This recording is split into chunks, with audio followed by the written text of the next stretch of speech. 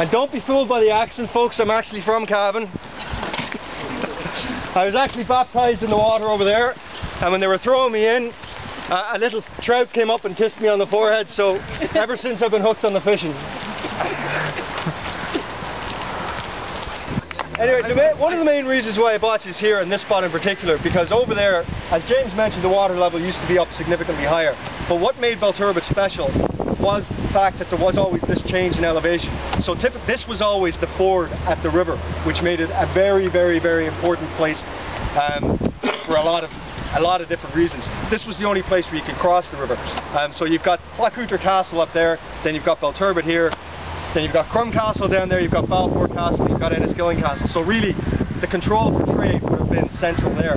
So we had the Mott and Bailey, which was over there in the 12th century, which was an Anglo-Norman settlement, which was built for those purposes, basically to control the commerce and the trade on the river. You could control the tariffs that you were collecting and all that stuff. So this is why the town was so important, because of that strategic importance.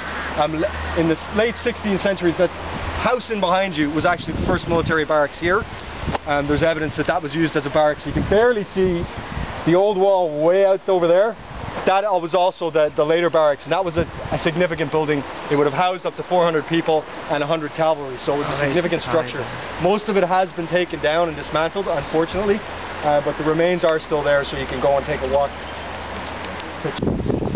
Last interesting thing that I forgot to mention, Belturbet comes from the Gaelic Bale, which is mouth, and Tarbert, which is isthmus or peninsula, which means mouth of the peninsula, translated literally. And you can see that's the peninsula. The island over there would have been the peninsula, and so that's mouth of the peninsula. Now there's also evidence to suggest that the Vikings may have been here previous.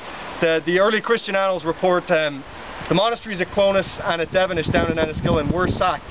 Now there's no evidence that the Vikings were actually here, but significantly enough, the word Tarbert in the Viking language, it actually means to carry. A Tarbert was the spot where they would stop and carry the longboats over.